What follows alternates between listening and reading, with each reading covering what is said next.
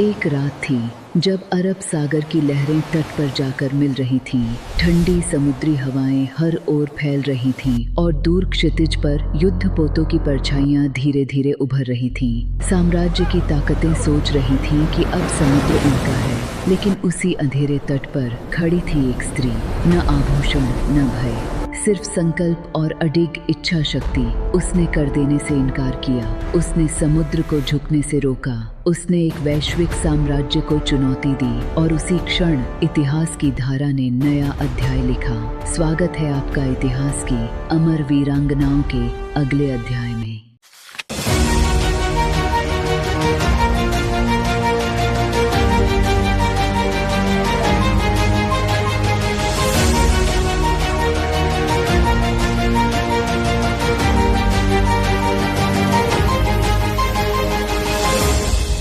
आज हम जानेंगे उस अद्वितीय और महान रानी की कहानी, रानी अब्बक्का छोटा, तटों की अभेद्य देवी, जिनकी वीरता और रणनीति आज भी समुद्र की लहरों में गूंजती है। 16वीं शताब्दी का भारत पश्चिमी तट पर मसालों की खुशबू और व्यापार की दौड़ से भरा हुआ था। तटीय कर्नाटक का क्षेत्र, जिसे आज हम तुलुनाडु कहते हैं, छोटे छोटे राजाओं की भूमि थी। ये राजे विजयनगर साम्राज्य के अधीन अपने व्यापारिक बंदरगाहों और सामरिक संसाधनों के लिए प्रसिद्ध थे। समुद्र पहले मुक्त और सहयोगी था। अरब, फारस, अफ्रीका और भारत के व्यापारी स्वतंत्र रूप से समुद्र में चलते थे। लेकिन 1498 में वास्को दा गामा के आने के बाद सब बदल गया। पुर्तगाल ने गोवा पर कब्जा किया और इंडियन ओशन में अपनी शक्ति जमा ली। उन्होंने व्यापारिक जहाज़ों को उनके पास से गुजरने के लिए अनुमति लेनी अनिवार्य कर दी। उलाल मसालों का केंद्र और अरब समुद्र का एक महत्वपूर्ण बंदरगाह उनकी नज़र में था, लेकिन वहाँ शासन करती थी रानी अब्बक्का छोटा, जिनकी वीरता और बुद्धिमत्ता ने आने वाले संकट के पहले ही संकेत दे दिए थे।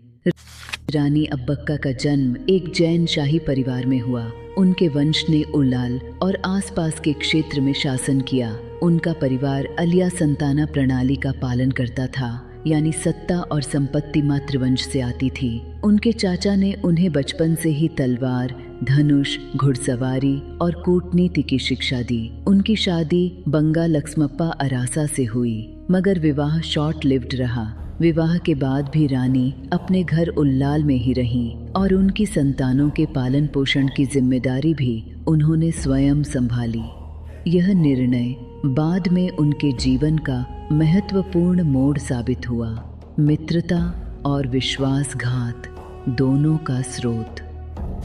उलाल केवल सामरिक दृष्टि से महत्वपूर्ण नहीं था, बल्कि आर्थिक दृष्टि से भी कीमती था। यहाँ मसाले, चावल और कपड़े अरब और अन्य देशों में व्यापार के लिए जाते थे। रानी अब्बक्का ने पुर्तगालियों के प्रतिबंधों को चुनौती दी। उन्होंने अरब व्यापारियों के साथ व्यापार जारी रखा, जहाज भेजे और दुश्मन के लिए एक संदेश छोड़ा, हम अपना मार्ग चुनते हैं। उनकी यह निश्चय शक्ति युद्ध की पहली आग थी। पुर्तगालियों ने उलाल को घेरने और कर लेने के लिए कई प्रयास किए, लेकिन हर बार रानी अब्बक्का ने अपनी सामरिक और रणनीतिक क्षमता से उन्हें पराजित किया। रानी अब्बक्का की सबसे बड़ी शक्ति उनकी सेना नहीं, बल्कि उसकी विविधता थी। उनके शासन में हिंदू, जैन और मुस्लिम सभी शामिल थे। उनके नौसैनिक बल में मोगावीरा, मछुआरों और स्थानीय मुस्लिम नाविकों ने अद्भुत भूमिका निभाई। उन्होंने महिलाओं की एक विशेष टुकड़ी भी बनाई, जो तलवार और युद्ध प्रशिक्षण में पारंगत थीं। यह सांप्रदायिक और लिंग आधारित एकता उनके साम्राज्य की शक्ति बन गई। यह बताता है कि असली ताकत केवल हथियारों में नहीं, बल्कि मानव और समाज की एकता में होती है। रानी अब्बक्का का युद्ध 4 दशक तक चलता रहा। पुर्तगालियों ने बार बार उल्लाल पर कब्जा करने की कोशिश की, लेकिन हर बार उन्हें हार का सामना करना पड़ा।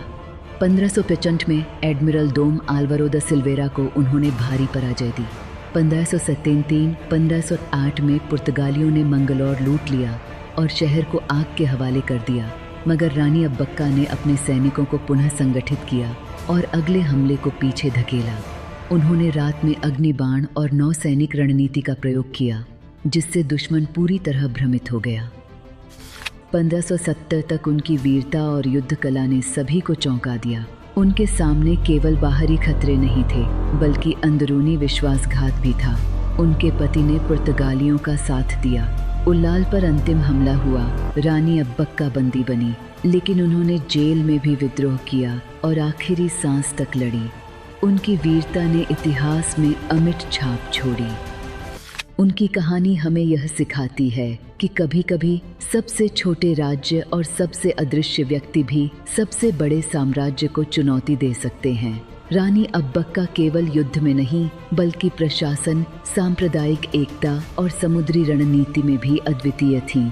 उनकी वीरता आज भी उल्लाल के तटों, यक्षगाना रंगमंच और बूता कोला अनुष्ठानों में गूंजती है। उनकी याद में भारत सरकार ने कोस्टल पेट्रोल वेसल ICGS रानी अब्बक्का नाम दिया। उल्लाल और बेंगलुरु में उनकी मूर्तियां स्थापित की। सालाना वीरा रानी अब्बक्का उत्सवा में उनकी याद ताज़ा होती है। हर जीवन में एक ऐसा पल आता है जब चुनौतियां विशाल लगती हैं, जब हर रास्ता बंद दिखता है। लेकिन रानी अब्बक्का का जीवन हमें यह याद दिलाता है कि साहस, रणनीति और संकल्प से असंभव को भी संभव बनाया जा सकता है। इतिहास मिट सकता है, सीमाएं बदल सकती हैं, साम्राज्य गिर सकते हैं, लेकिन वीरता की गूंज हमेशा रहती है। और यही रानी अब्बक्का छोटा की कहानी हमें सिखाती है कि हर वीरांगना, हर व्यक्ति अपनी संकल्प शक्ति से इतिहास को मोड़ सकता है।